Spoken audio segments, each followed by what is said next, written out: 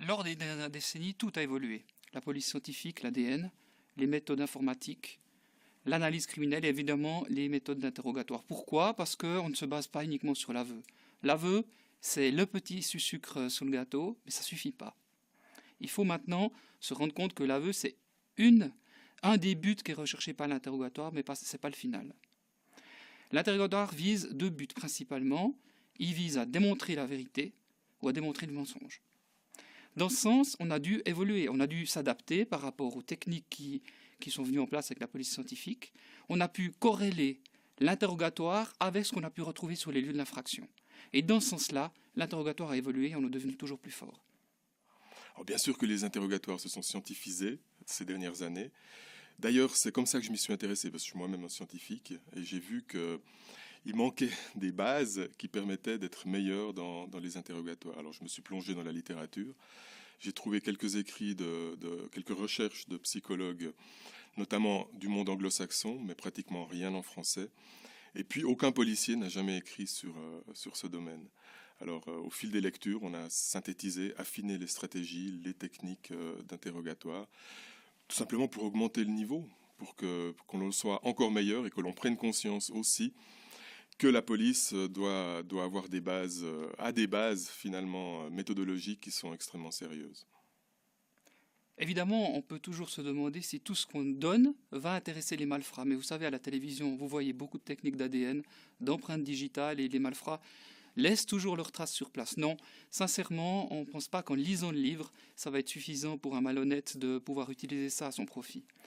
Ce qui est important, c'est qu'on démontre vraiment l'aspect humain, l'aspect tactique et l'aspect psychologique des interrogatoires de police. Alors l'interrogatoire a une place prépondérante dans l'enquête.